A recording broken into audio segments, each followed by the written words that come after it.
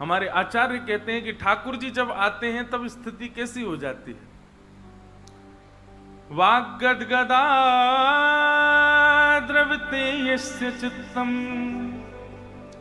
रुदत्य भिक्षणम हसति क्वचिच्च विलज्ज उद्गायत नृत्यते च मद्भक्ति युक्तो भुवनम पुनातो। ठाकुर जी जब आते हैं, ठाकुर जी का अनुभव जब होता है। अच्छा एक बात और, आपकी मेरी तरह चलते फिरते ठाकुर जी दिखेंगे, ये बात मैं अब इस पर मैं मना करता हूं कि ना ही दिखें तो अच्छा, चलते फिरते ना दिखें ठाकुर जी। क्यों? हम लोग बहुत अभिमानी हैं, हमको नेक में ही अभिमान हो जाएगा, देखो मेरी भक्ति से प्रसन्न होकर ठाकुर जी चल रहे हैं साक्षात मेरे आगे। अनुभव हो सकता है, उनकी अनुभूति हो सकती है, उनका स्पर्श का सुख ऐसा लग सकता है कि आपको कि यहां ठाकुर जी हैं, और अनुभव हो ये ज्यादा अच्छा है। क्यों? आपको अनुभव होगा तो केवल आपको ही होगा। उस समय वहां पर अगर कोई अनधिकारी बैठा हो जिसको अधिकार नहीं है ठाकुर जी का, कम से कम वो तो दूर रहेगा ठाकुर जी से, आपको ही होगा। अनुभव होता है ठाकुर जी का। तो हमारे आचार्य कहते हैं वाग गदगदा, वाणी गदगद हो जाए। कैसी गदगद वाणी? जैसे बोलते बोलते बोलते बोलते जब आप बहुत खुश होते हैं ना, तो आपका कंठ जो है वो भर आता है, जीभ जो है वो भर आती है, आप बोलना कुछ चाहते हो निकल कुछ और जाता है। तो ठाकुर जी जब मिलते हैं, ठाकुर जी का अनुभव जब होता है तो वाणी गदगद हो जाती है, वाग गदगदा। और दूसरी स्थिति क्या होगी? बोले द्रवते यस्य चित्तम, हृदय को अत्यंत ऐसा लगेगा कि मानो किसी ने माइनस टेम्परेचर का पानी पिला दिया हो आपको, भयंकर शीतलता का अनुभव होगा। द्रवते यस्य चित्तम, इसके दो भाव हैं, या तो अत्यंत शीतलता का अनुभव होगा ठाकुर जी मिले तो, या फिर अत्यंत ऐसा लगेगा कि बस जी घबरा रहा है, अब कुछ प्राण नहीं निकल जाए हमारे। विरह आतुर होके ठाकुर जी मिलेंगे तो हृदय जो है वो तप जाएगा, पर आनंद में ठाकुर जी मिलेंगे, उत्सव करते हुए ठाकुर जी मिलेंगे तो हृदय अत्यंत शीतल हो जाएगा। द्रवते यस्य चित्तम। और स्थिति कैसी होगी? ना रोने वाली बात पर रो जाओगे, कोई रोने वाली बात ही नहीं, ऐसी कोई बात ही नहीं थी कि जिस पर रोया जाए, आप रो जाओगे। रुदत्य भिक्षणम, और हसती क्वचिच्च, और ना हंसने वाली बात पे हंस जाओगे। कोई कहेगा भिंडी खाओगे, आप जोर जोर से हंसोगे, वाह भाई अब ये कोई हंसने वाली बात है, क्यों हंस रहे हो? रुदत्य भिक्षणम हसती क्वचिच्च, कभी भी हंसने लग जाओगे, कभी भी रोने लग जाओगे।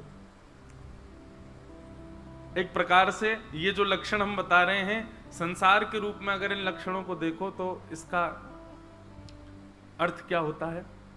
3 अक्षर, पागल।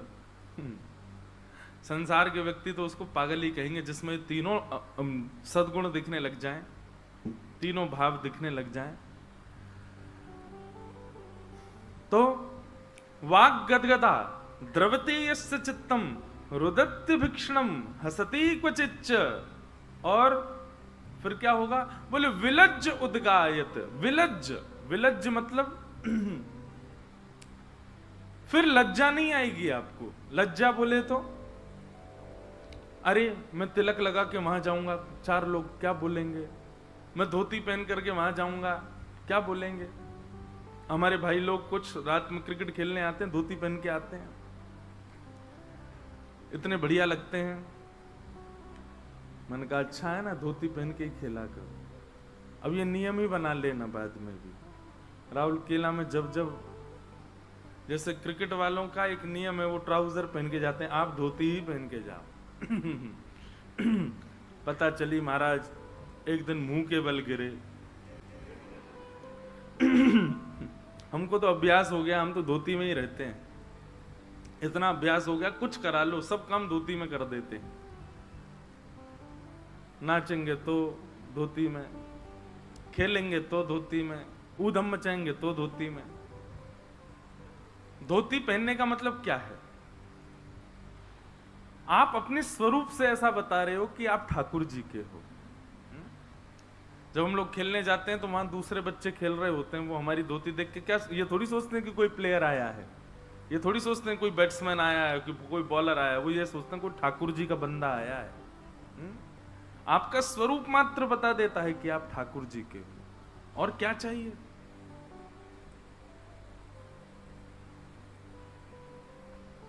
यही तो चाहिए।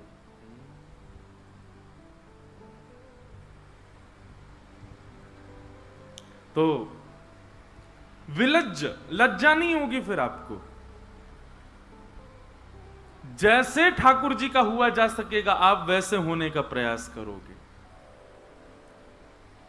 अगर कथा में कोई कीर्तन प्रारंभ हो जाए और आपका नाचने का मन करे तो आप ये नहीं विचार करोगे यार ये क्या सोचेंगे, वो क्या कहेंगे। नहीं नहीं, विलज्ज उद्गायत नृत्य तेज, विलज्ज होकर के नृत्य करोगे। अच्छा एक बात बताओ, आजकल क्या हो गया है कि पहले ऐसा होता था, हम लोग जब छोटे थे, आप लोग भी जब अपने छोटे थे, तब क्या होता था कि दूषित कर्म करने वाला व्यक्ति छुपके करता था। जैसे कुछ खाता है, कुछ पीता है, या कुछ भी गलत करता है, छुपके करता है। अब फैशन हो गया है, अब खुले खुले करता है, खुलेआम करता है। एयरपोर्ट पर चले जाओ तो एयरपोर्ट पर भी एक अलग से कमरा होता है, उसमें सिगरेट पीते हैं जाके लोग, धुआं उड़ाते हैं।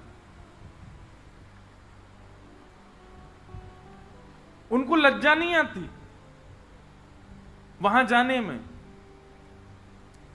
बचपन में मुझे याद है कि मैं स्कूल जाता था, मेरा पैंट फट गया था यहां से, तो मैंने मम्मी से कहा, मैंने कहा दूसरा पैंट दिलवाओ, तो हमारी मम्मी ने वही रफू कर दिया, बोले यही पहन के जा। इतनी लज्जा आती थी, बताओ यार ऐसा पैंट पहन के जा रहे हैं। और अब अभी बंबई में एक जगह मेरा पॉडकास्ट था, उसका वो जैसे ही बैठा उसका घुटना बाहर आ गया यहाँ से। मैं उसको देख के बोलूं, मैंने उसको सीधे यही पूछा है कितने का है? 12,000 की जीन्स। उसको लज्जा नहीं आती थी, कोई फैशन है सब लोग पहनते हैं। पर अब समय बदलता जा रहा है। जिन चीजों को पहले बुरा माना जाता था, अब सगुन माना जाता था, गलत माना जाता था, छुप करके किया जाता था, अब वो फैशन हो गया है। जब व्यक्ति गलत करने में लज्जा नहीं कर रहा तो हम कृष्ण बोलने में लज्जा क्यों करते हैं? हम तिलक लगाने में लज्जा क्यों करते हैं? हम धोती धारण करने में लज्जा क्यों करते हैं? जब वो लोग संसार के व्यसन में उनको किसी प्रकार की लज्जा नहीं, तो हमको ठाकुर जी का होने में लज्जा क्यों? मीराबाई कहती हैं,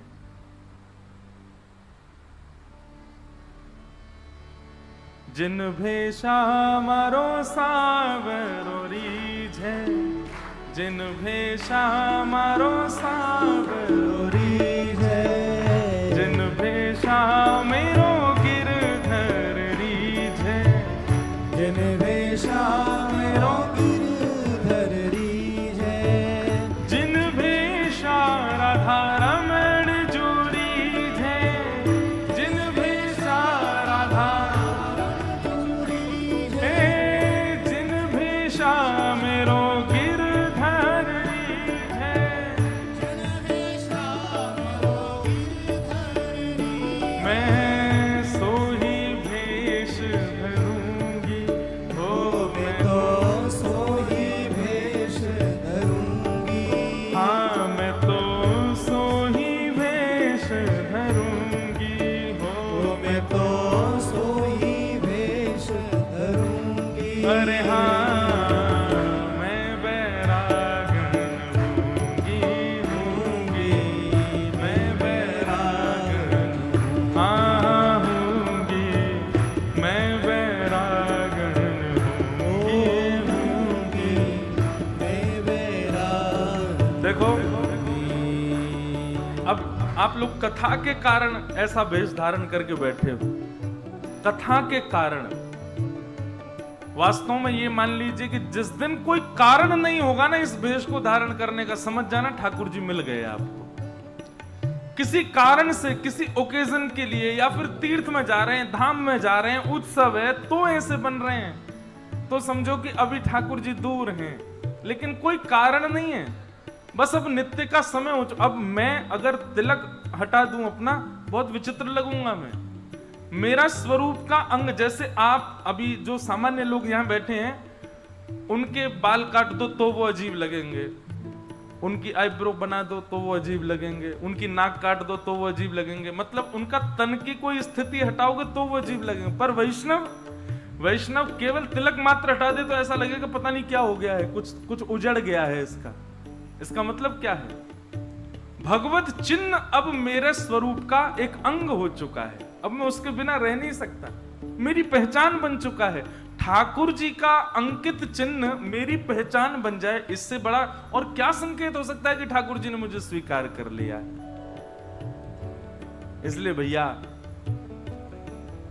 विचार मत किया करो, दफ्तर का विचार मत किया करो, ऑफिस का विचार मत किया करो, कौन क्या कहेगा। अरे कुछ तो लोग कहेंगे, लोगों का काम है, लोग तो ऐसी बात बनाते रहेंगे। पर आप ये मत विचार करो कि कोई और मुझसे रीझे, मैं ऐसी पैंट पहन के जाऊं, टी शर्ट पहन के जाऊं, क्लाइंट मुझसे रीझ जाए, मेरा बॉस मुझसे रीझ जाए, या वो लड़की मुझसे रीझ जाए, या वो लड़का मुझसे रीझ जाए। काय को करना है ऐसा भेष बना करके रहो, बाकी कोई रीझे ना रीझे, पर श्री जगन्नाथ जी रीझ जाए। जिन भेषा मेरो गिरधर रीझे, जिन भेषा मेरो गिरधर रीझे। अभी क्या होता है, कोई व्यक्ति सन्यास लेना चाहता है। क्यों लेना चाहता है? क्योंकि उसका मन कह रहा है कि अब मैं सब जगह से उच्चाटित हो चुका हूं, मुझे सन्यास चाहिए, इसलिए सन्यास नहीं।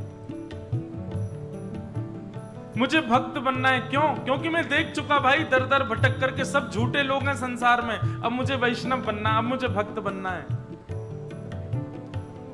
आप अपनी इच्छा से सन्यास चाहते हो, अपनी इच्छा से वैष्णव बनना चाहते हो, अपनी इच्छा से भक्त बनना चाहते हैं, इसमें भी कहीं ना कहीं तो कमी है। इच्छा क्या होनी चाहिए?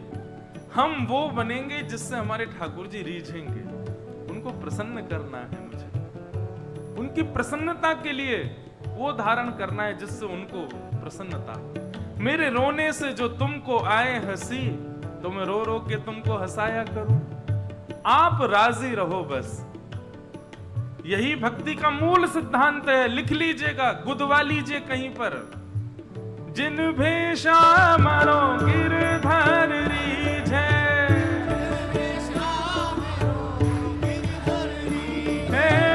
जिन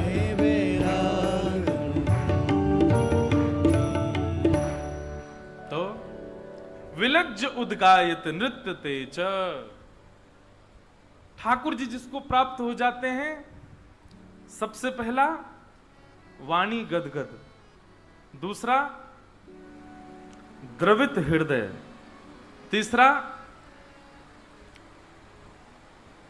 वाग गदगदा द्रवते सचित्तम रुदत्य भिक्षणम हसती क्वचिच्च, और विलज्ज, और फिर उसके बाद आया उद्गायत नृत्य तेज। ठाकुर जी का कहीं कीर्तन सुन भर ले, फिर वो रोक नहीं पाएगा स्वयं को, दोनों भुजा उठा करके नृत्य करने लगता है, भाव आवेश में आ जाता है। ये लक्षण किसी और ने नहीं बताए, स्वयं जगन्नाथ जी बता रहे हैं, ये मेरे भक्त के लक्षण हैं। मद भक्ति युक्तो भुवनम पुनातु, ये मेरे भक्त का लक्षण है। जब मैं उसको मिल जाता हूं तो वो ऐसा हो जाता है। दूर दूर तक नहीं हो सकते, हमारी स्थिति नहीं है ऐसी, बस नाटक करवा लो हमसे तो नाटकबाज हैं हम लोग। मदभक्ति युक्तो भुवनम पुनातु। तो नंद बाबा के यहां लाला उत्पन्न हुआ है, सबका हृदय द्रवित हो रहा है, सबकी स्थिति यही हो गई है ब्रज में। कैसे हो गए? बोले महाराज सबकी वाणी भर जाती, कोई भाई कहां भयो है तो बताते बताते रोने लग जाते, बोले नंद बाबा के लाला भयो है। और फिर रोते रोते कहते हैं, बोले रो क्यों रहे हो? इधर देखो, इधर देखो, इधर देखो, रो क्यों रहे हो? तो क्या कहते हैं? बोले ये कहने में कष्ट लग रहा हो कि नंद बाबा के लाला भयो, नंद बाबा के ना हमारे ही लाला भयो है। वाणी गदगद हो जाती है, और फिर बताते बताते नाचने लग जाते हैं, अरे बधाई हो भैया, नंद बाबा के लाला भयो है। नृत्य करने लग जाते हैं, नेत्रों से आंसू भी गिर रहे हैं, हंस भी रहे हैं, नाच भी रहे हैं, गा भी रहे हैं। ऐसी स्थिति पूरे ब्रजमंडल की हो गई है। ऐसी स्थिति जब तक न्याय बनेगी भैया मत सोचियो कि ठाकुर जी तुम्हें मिल गए। ठाकुर जी नहीं मिले, ठाकुर जी छू भी जाएंगे तो ऐसे हो जाओगे।